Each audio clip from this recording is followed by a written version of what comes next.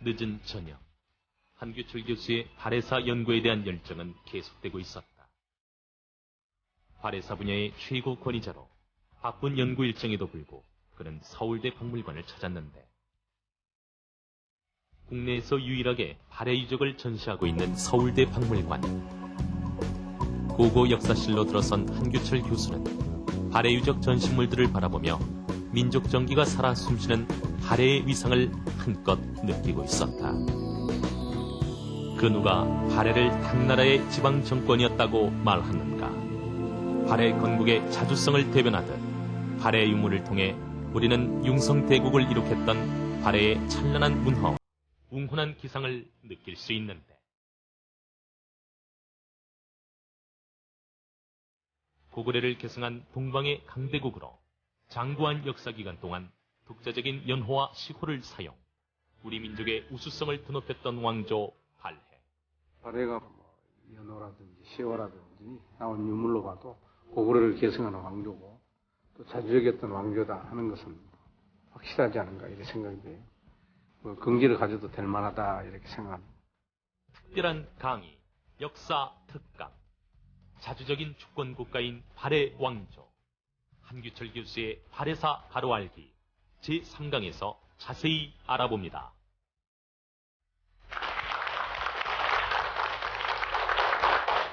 안녕하십니까. 네. 오늘은 자주적이었던 왕조 발해에 대해서 설명할까 합니다. 최근에 고구려사 왜곡과 관련해서 많이 들었던 얘기가 있죠. 당나라의 지방정권이다. 고구려가 당나라의 지방정권이었고 발해도 당나라의 지방정권이었다. 이 얘기를 들으면서 우리는 신라의 지방정권이 당나라라고 하면은 중국이 어떻게 대처하겠는가 이런 생각을 거꾸로 한번 가끔 해봅니다. 오늘은 이 발해가 당나라의 지방정권이 아닌 자주적인 왕조였다 하는 얘기를 해보겠습니다. 지금 우리나라가 미국에 대해서 자주적인 국가인 것 같습니까? 이 어느 때고 이 왕조일 경우에도 그렇고 현대에 있어서도 서로 국가와 국가 간에는 이렇게 영향이라는 게 있습니다. 영향. 우리는 영향을 받지 않을 수 없죠. 아무리 큰 나라도 작은 나라의 영향을 또 받으면서 살고 합니다. 우리는 그런 부분에서 과거 당나라가 있었던 시대에는 당나라 중심의 국제질서 우리는 인정해야 되죠. 그때 당시는 당나라가 국제적인 왕조였고 개방적으로 많은 나라들이 당나라를 중심으로 해서 정치가 이루어졌고 이 무역이 행해졌습니다. 여기에서 이 도태된다는 것은, 제외된다는 것은 그 당시로 해서는 이 국제사회에서 왕따를 당한다는 얘기죠. 이건 어떻게든지 당나라로부터 인정을 받으려고 하고 그리고 당으로부터 이익을 챙기려고 하는 것이 주변 왕조나 종족들이었습니다. 이런 측면에서 이 발해도 어떻게 보면은 그 예외일 수는 없었다 이렇게 보죠. 그럼에도 불구하고 발해는 이 당에 대해서 문화적으로는 상당히 그 당을 필요로 했지만은 군사적으로라든지 정치적이라든지 이런 부분에 있어서는 독자적인 어떤 일을 했던 왕조였다 이렇게 볼 수 있는 것입니다. 그래서 우리는 다른 왕조의 간섭을 얼마나 받았느냐, 지금도 우리는 많은 어떻게 보면은 미국 대통령 선거에 많은 사람들이 관심을 가지고 있는 것은 그 대통령이 세계에서 많은 영향력을 행사하기 때문에 그렇습니다. 우리는 최소한도 우리가 이 고구려라든지 발해라든지 했을 때 지방정권이 아니라 하더라도 이런 부분은 인정은 먼저 하고, 그렇다고 해서 지방정권이었느냐라고 하는 부분을 우리가 문제를 제기하면서 역사의 진실을 접근해야 된다 이렇게 보는 거죠. 그래서 당나라 지방정권으로 보는 어떤 근거는 뭐냐? 구체적으로는 많이 흔히 얘기해서는 뭐 조공이라든지 책봉 이런 얘기 많이 들어봤죠. 뭐 조공 책봉은 흔히 우리가 이 동아시아에 있어서 가장 유명하게 행해졌던 국제 외교 관례였고 이 어떤 무역 관례였습니다.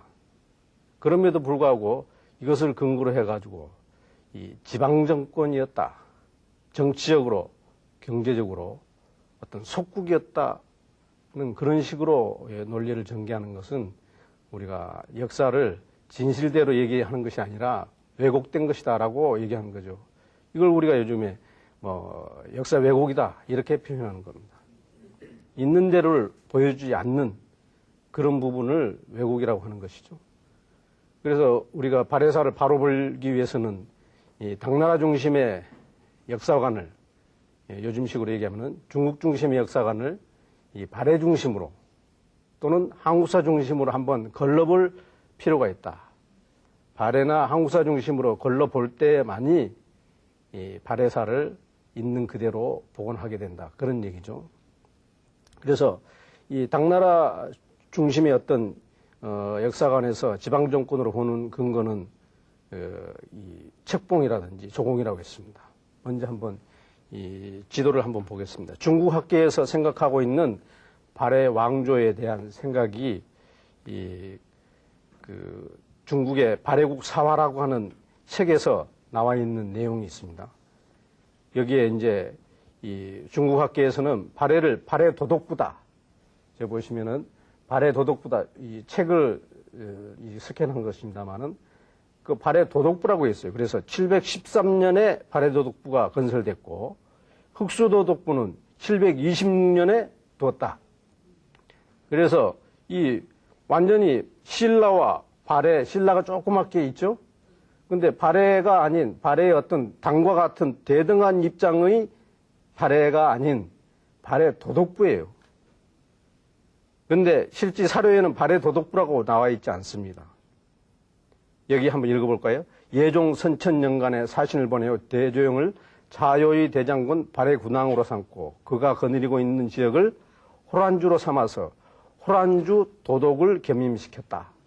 이것은 호란주 도독부의 호란주 도독으로 삼았다는 거예요. 우리 계림 도독부의 계림 도독이다. 신라왕을 그렇게 얘기한 적이 있죠. 또 웅진 도독부의 웅진 도독이다. 라고 백제왕을 그렇게 책봉했던 적이 있습니다. 이런 것과 같은 그런 발해 도독부다 해서 완전히 당나라의 어떤 그 지방정권처럼 이렇게 인식을 시켜서 많은 이 발해국 역사를 쓴 책에 이렇게 쓰고 있어요. 그리고 다른 나라의 관계라든지 교육 교과서라든지 이런 데 모두 이런 식으로 쓰고 있는 것이죠. 그래서 이 조공과 이 어떤 그 발해, 조공에 있어서 발해와 당과는 어땠느냐. 분명히 발해가 당에 많은 조공 사신을 보냈던 건 사실입니다.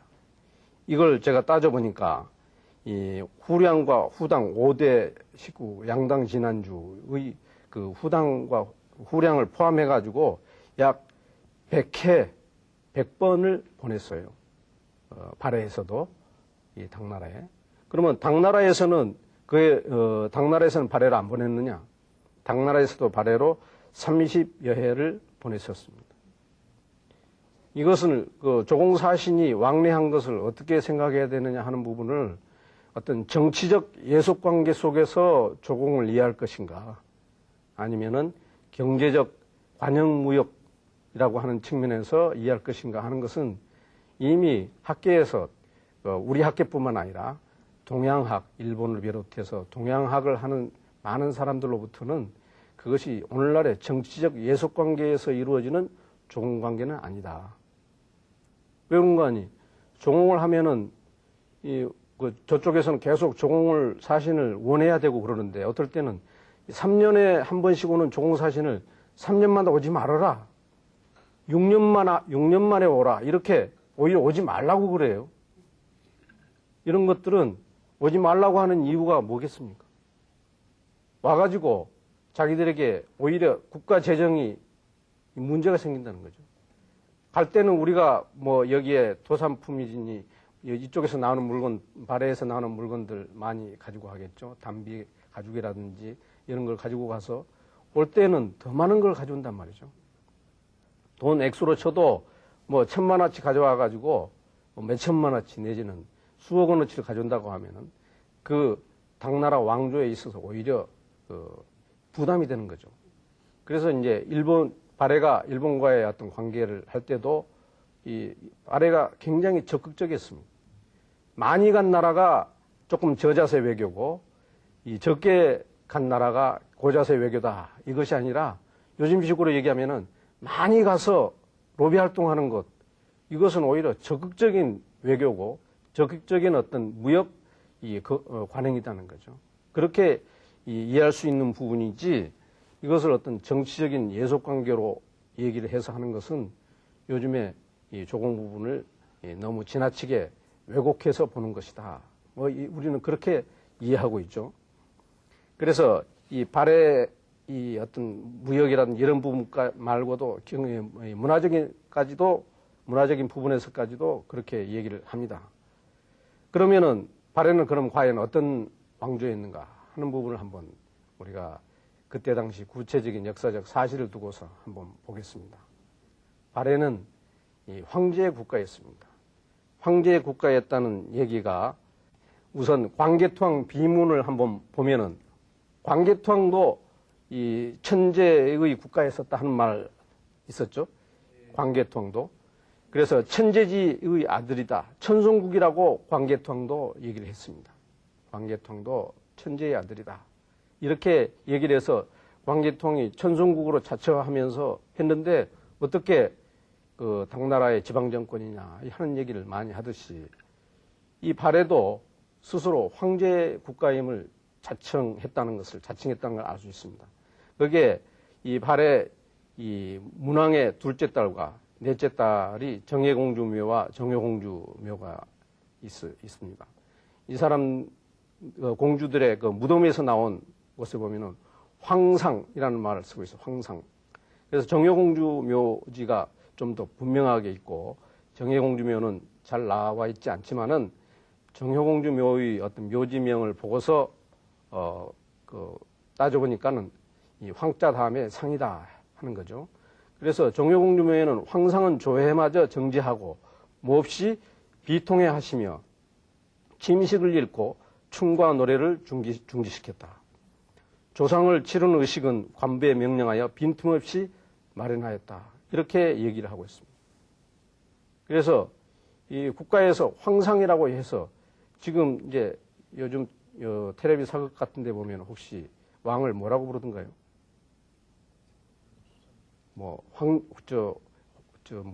황제라고 불러, 황제.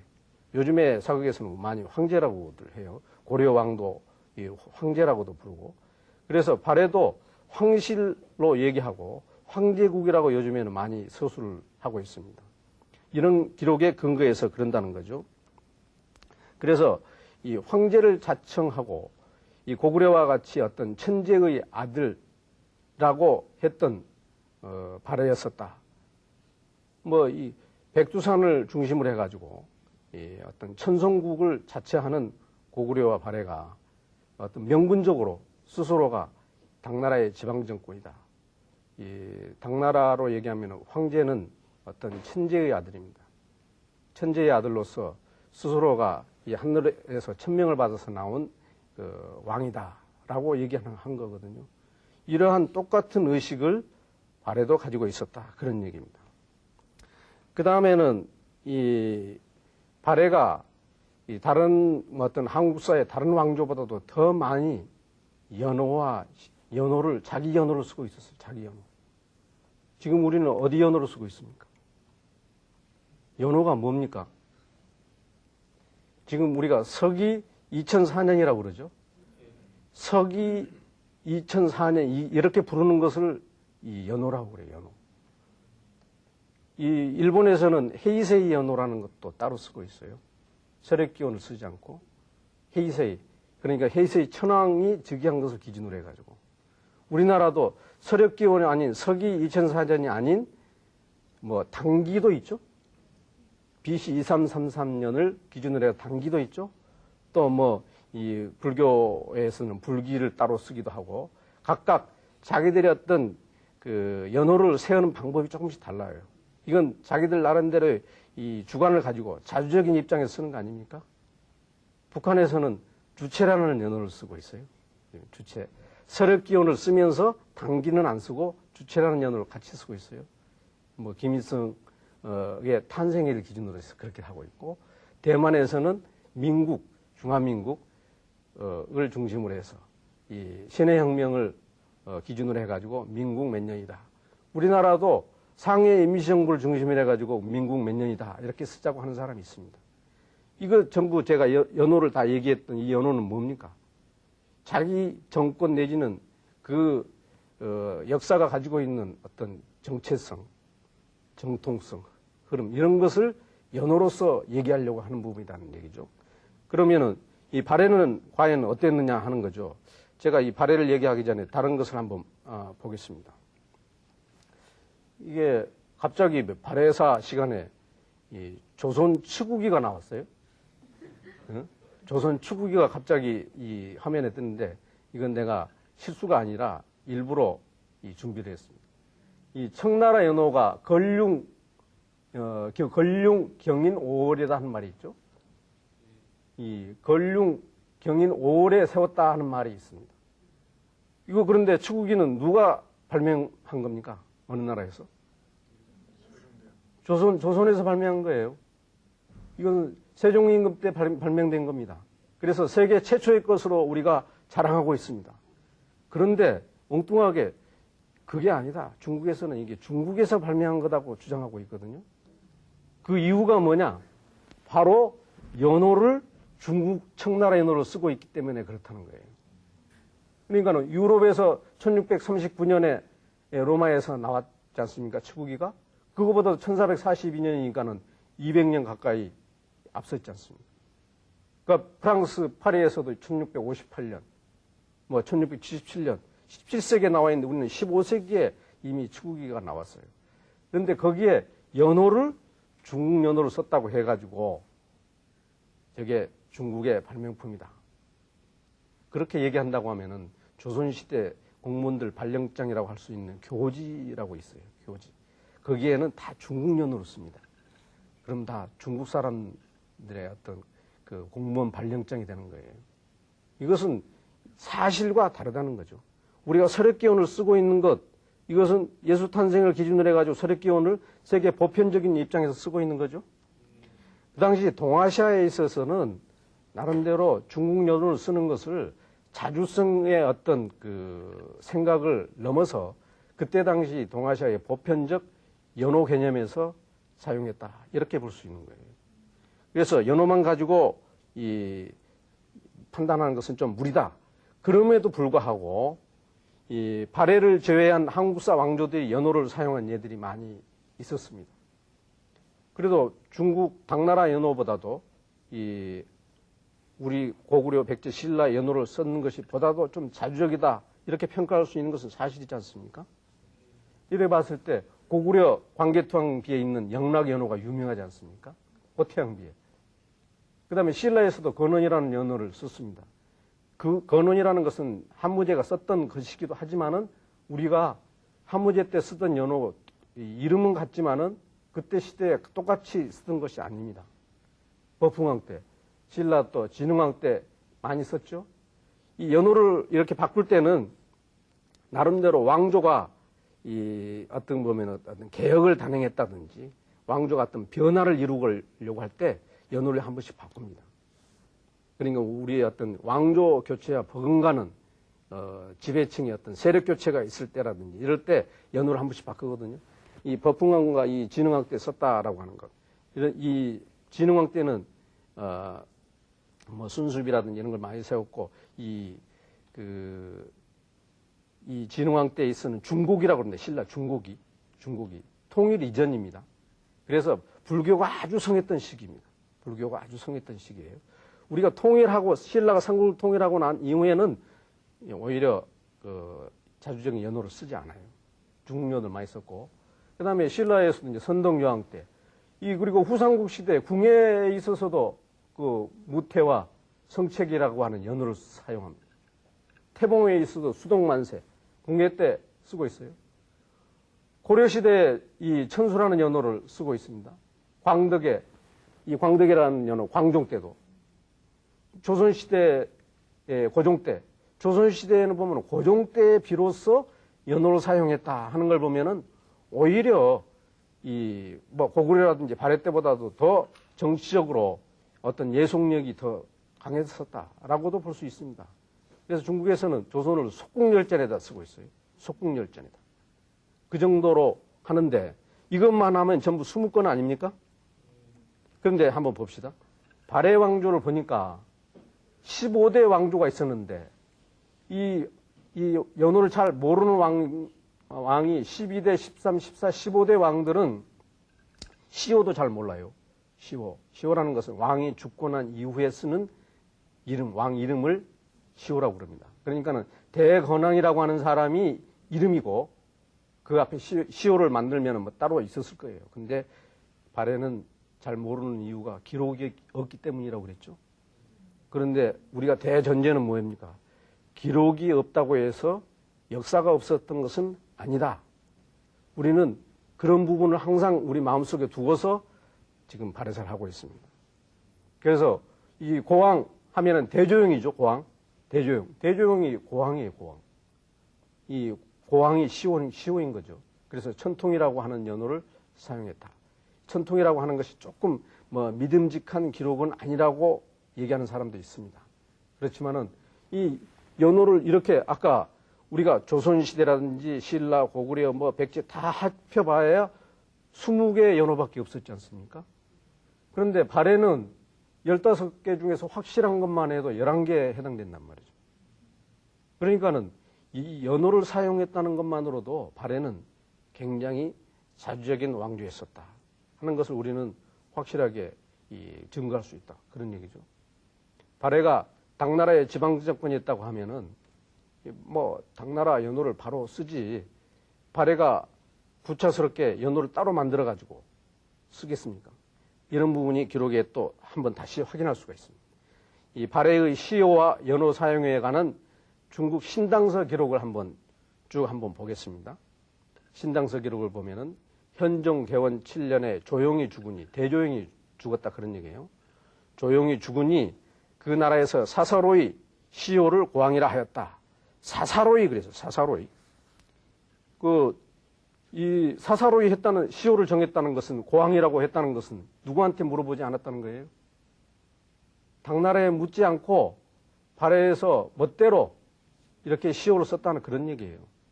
그의 아들 무예가 왕위에 올라 영토를 크게 개척하니 동북의 모든 오랑캐들이 겁을 먹고 그를 섬겼으며 또 사사로이 연호를 인안으로 고쳤다. 사개년 왈 인안에서 나옵니다.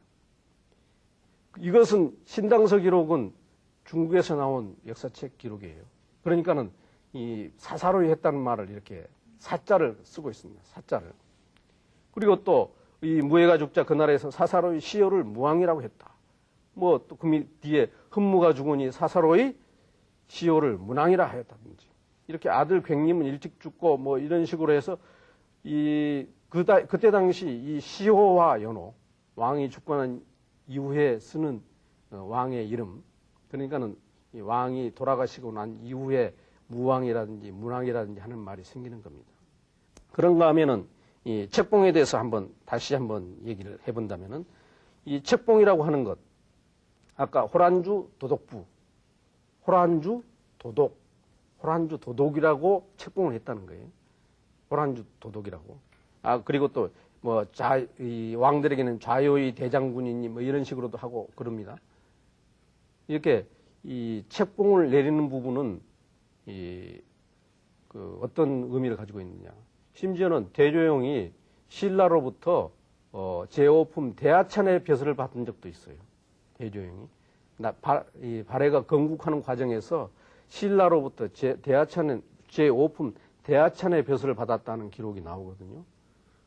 그러면은 발해가 신라에 조공도 바치고 이 책봉의 관례를 따라서 좀 저자세 외교를 했을 법한데 그런 기록은 전혀 없습니다.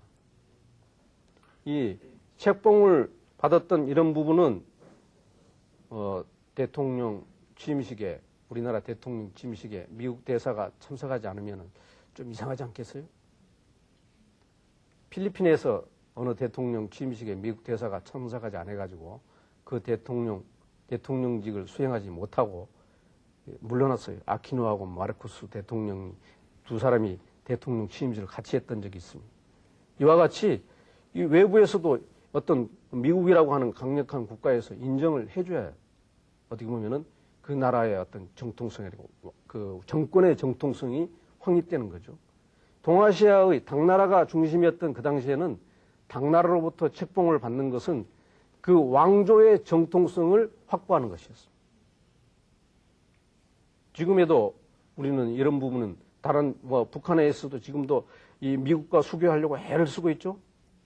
나름대로 큰 소리 쳐가면서 또 일본과의 관계도 그렇지 않습니까? 제일 우선 목표가 수교예요, 수교. 수교라는 것은 인정을 받는 거예요, 인정을. 이런 부분이 바로 책봉으로 나타났다. 그런 얘기죠, 책봉. 그러니까는 우리가 이 발해가 당나라로부터 책봉을 받았던 것에 대해서 이 어떤 타율적인 면만으로만 생각하는 것은 곤란하다. 이 자주적인 부분에 손상이 가지 않는 책봉 관리에 썼다. 그런 얘기죠. 우리도 뭐 일을 하는 데 있어서 스스로 자율적으로 결정하지 못하면은 굉장히 마음이 아프지 않습니까? 이런 부분들, 이런 게 이제 왕조의 자주성이라는 얘기죠. 그 자주성은 구체적으로는 아까 같이 연호로서 나타났던 것이고 시효를 이 마음대로 스스로 결정해서 쓸 수 있었던 이런 부분이 있었다. 그런 얘기죠. 그리고 이제 전쟁을 했어요. 전쟁. 발해는 당나라에 전쟁을 걸었던 왕조였습니다. 전쟁을 마음대로 할 수 있어요? 우리가 미국 쳐들어갈 수 있어요? 우리가 우리나라에서 한국을 배신하고 미국으로 도망갔다. 그 사람 돌려주라. 돌려주지 않으면은 우리가 미국을 어디 공격하겠다. 이런 일을 발해는 했어요. 이 사실이 조금 이제 이 발해가 당나라를 공격하는 과정을 한번 이 그림을 통해서 잠깐 보면은 지도상에서 이 발해가 당나라의 등주를 공격했다. 떵조를 공격했다고 합니다. 떵조를 공격했다고 하는데 해상으로는 그 떵조 등주를 공격하고 육상으로는 마도산이라고 하는 지역을 공격하게 됩니다. 그래서 해상과 육상으로 공격하는데 이 부분을 이제 지도상에서 보면은 이 발해가 감히 어떻게 이 등주라고 하는 등주에는 신라관도 있었고 발해관도 있었습니다. 요즘 같으면 총영사관이 있을 정도의 지역이 등주예요. 등주에는 그러니까는 우리 교포들 많이 살았겠죠. 신라 교포들도 많이 살았고 발해 교포들도 많이 살았어요. 그래서 우리 장보고가 활약했던 곳으로 유명합니다. 그래서 뭐 법화원이다, 신라원이다 들어봤죠? 그때 절에서 이 신라 교포들이 대규모 집회도 갖고 그랬어요.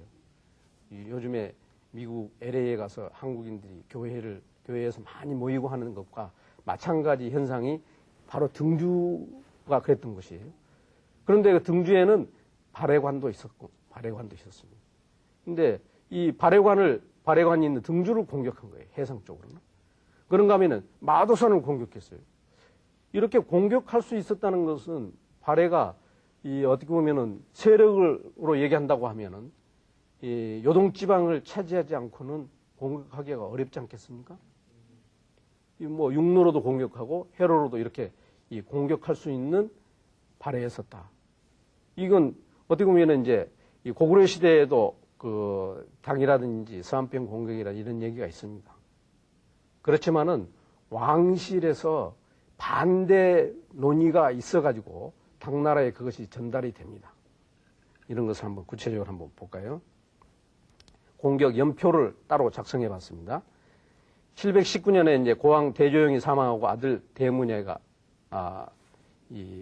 즉위를 하게 되는데 대무예가 즉위합니다. 대무예가. 그래서 흑수말갈 사신 722년 이 흑수말갈 사신이 당나라에 입조한다고 그래요. 입조. 중국 측 기록에 보면 입조한다. 항상 당은 당 쪽으로는 들어간다고 하고 이 변방은 나오는 쪽입니다. 밖이에요. 요즘 우리가 미국으로 들어간다 합니까? 나간다 합니까? 미국으로 들어가면은 안은 어디예요? 미국이고 우리는 밖이에요, 항상. 그러니까 우리는 항상 밖의 개념을 가지면 안 돼요. 미국으로 간다고 하면 되는 거예요, 간다고. 이 당현종이 흑수주를 설치하고 장사를 두고 총관하게 합니다. 그러니까는 흑수말갈과 누구와의 접촉이에요? 이 발해와 당과의 접촉이었습니까? 이러니까는 이 발해에서 화를 낸 거죠. 우리 말을 안 듣고 왜 이 흑수말갈 너희들이 마음대로 당과 접촉하느냐 해가지고 흑수말갈을 치도록 동생 대문예에게 명령을 내립니다. 그러니까는 이 10만 군대로 이 당을 우리는 이길 수 없다 이렇게 주장해요.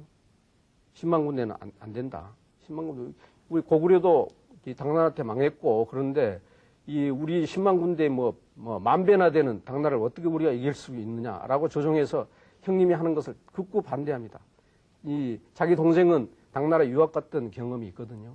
그래서 나름대로 어떤 친당적인 동생이었습니다. 그렇지만은 이 형님이 명령하는 것을 그는 거역했다가는 자기가 죽음을 당할 수 있죠. 그래서 당으로 망명을 합니다. 그런데 당현종은 문예에게 자여의 대장군을 주는 거예요. 벼슬을 줘요. 그러니까는 이게 발해가 가만히 있겠습니까? 우리를 배신하고 간 대문예를 죽여라라고 요구합니다.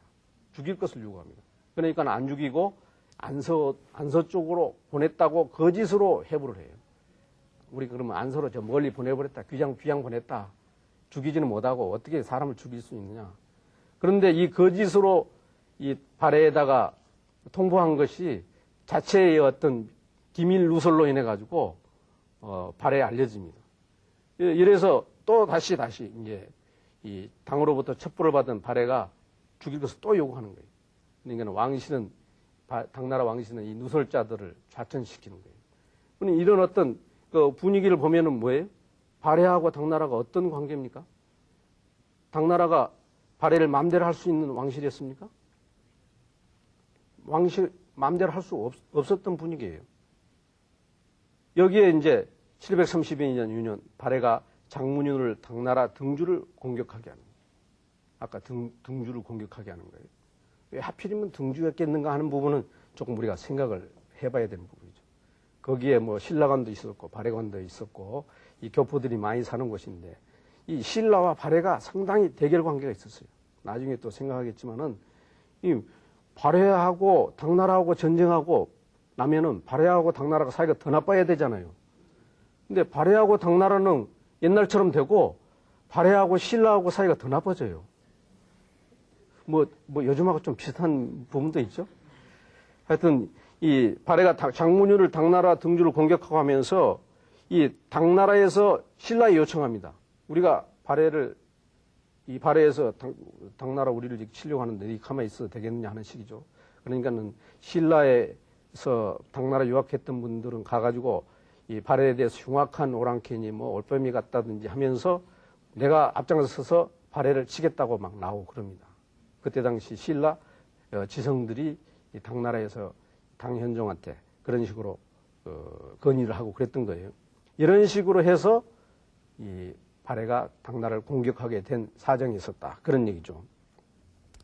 그러면은 이제 이런 어떤 이 발해가 전쟁을 할 정도로 자주적이었다. 발해 건국할 때도 좀 이 자주성에 문제를 거는 사람이 있어요.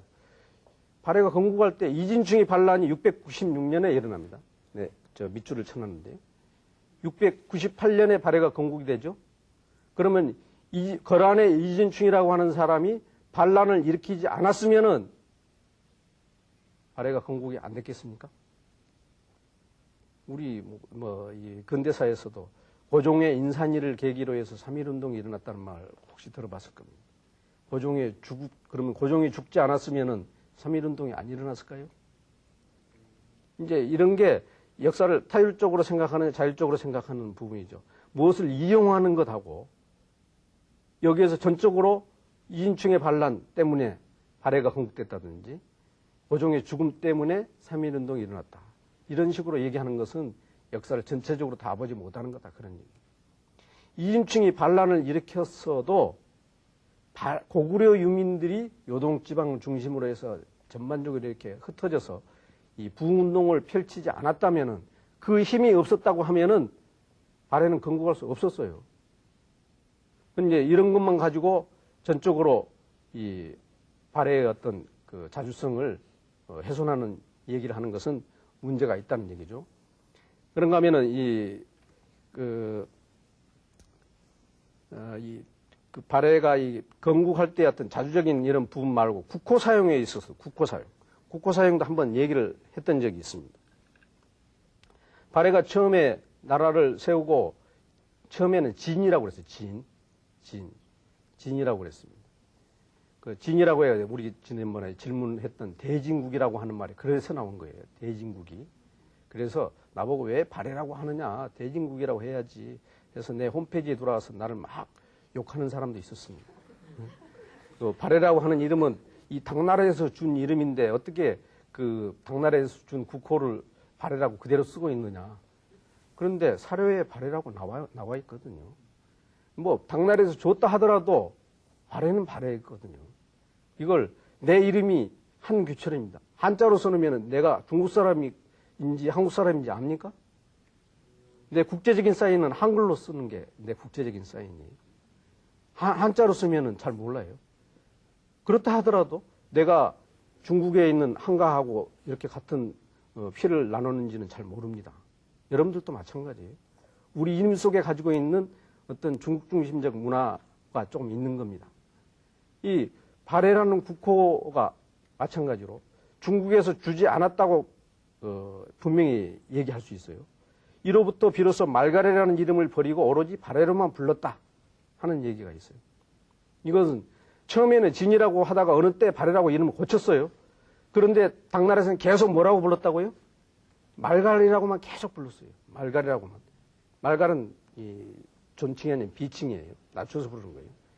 말갈이라고 부르다가 언젠가 사이가 좋아지니까 발해라고 이렇게 불러준 거죠, 이제. 그때 정식으로 부르게 된 거예요. 부를 수밖에 없었던 거죠. 이제 이런 측면에서 발해 국호에 있어서도 이 발해는 자주적으로 생각할 수 있는 거고, 또 발해의 어떤 자주성이라는 것은 관제에서도 나타납니다. 관제에서 우리는 이호, 예형, 병공, 혹시 학교 다니면서 많이 외웠을 겁니다. 예부, 호부, 예부, 형부 이런 식으로 하면 이호, 예형, 병공 많이 외웠죠? 그런데 발해에서는 충인의 지혜 신부입니다. 충부, 임부, 의부, 지부, 예부, 신부예요. 전혀 다른 이름으로 정했죠. 유교에 있는 사상을 도입해가지고, 독자적으로 도입해가지고, 이름도 이렇게 바꿨어요. 그리고 어떤 정당성이라 해서, 이 당나라로 얘기하면 상서성과 같은 것을 정당성이라고 표현을 해서 만들었던 거죠. 그래서 정당성 중심의 일을 처리했고, 나름대로 선조성과 중대성에서 발해식의 어떤 정치 제도를 가지고 있었던 겁니다. 그러니까 당나라 것을 그대로 모방한 것은 아니었다는 거죠. 육부라든지 이런 체제는 기능적으로 이것은 서양에서도 마찬가지 어떤 그런 기능을 가지고 있어요.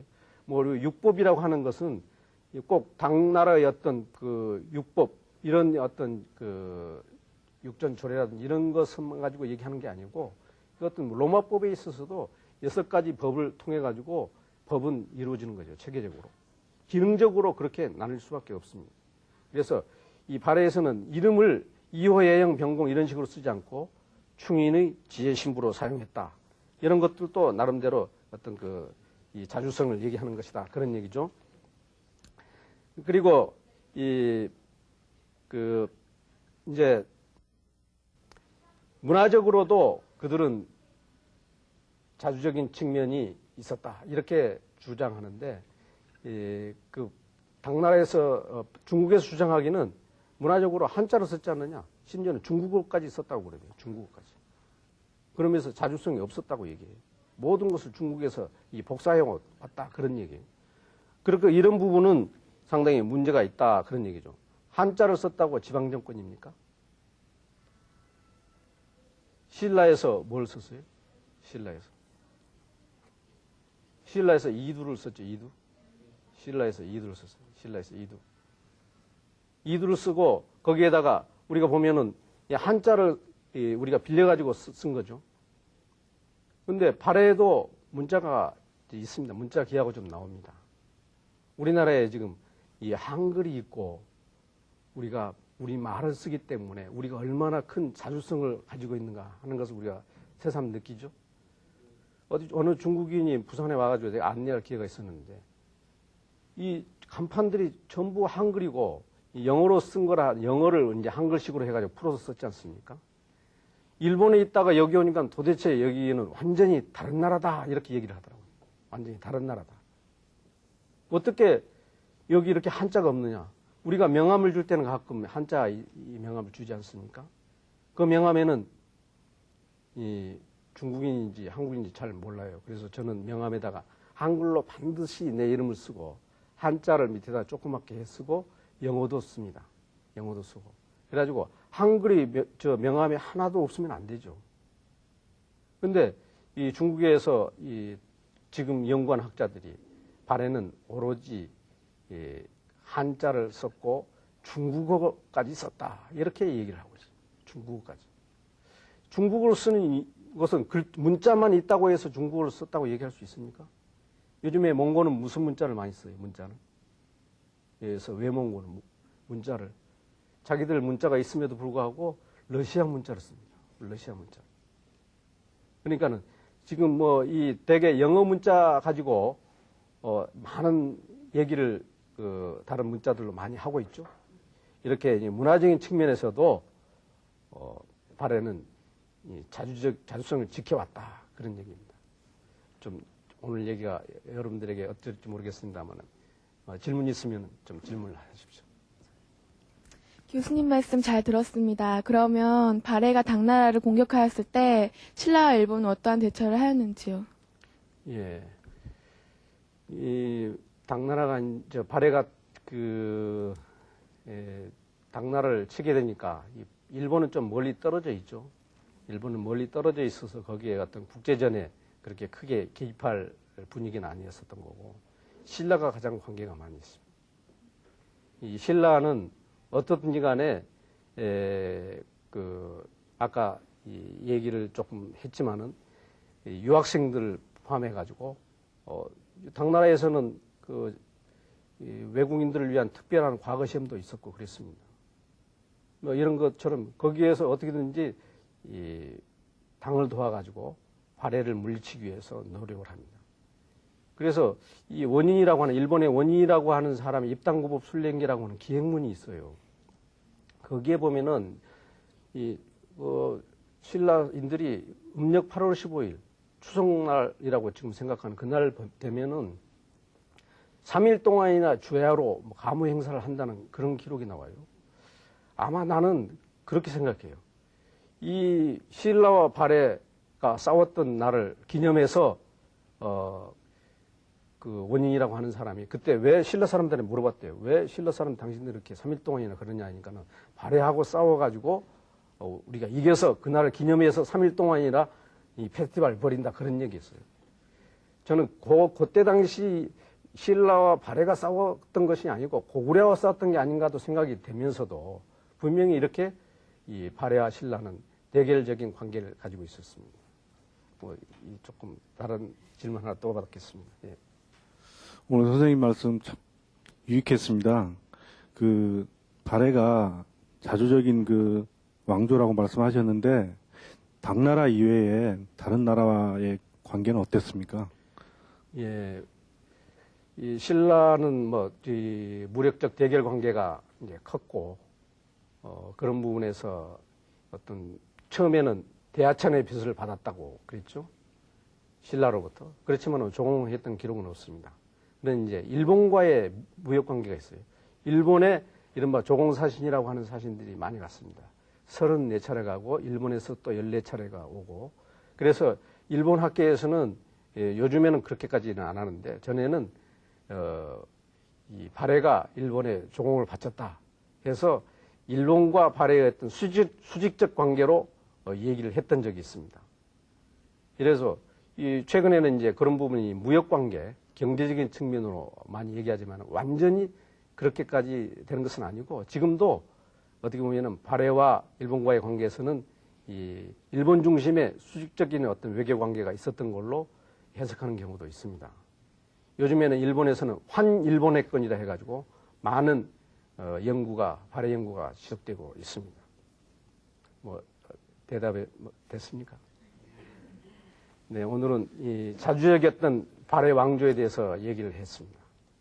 발해는 나름대로 자기들의 연호를 쓰고 시호를 쓰면서 자주성을 지키고 있었습니다.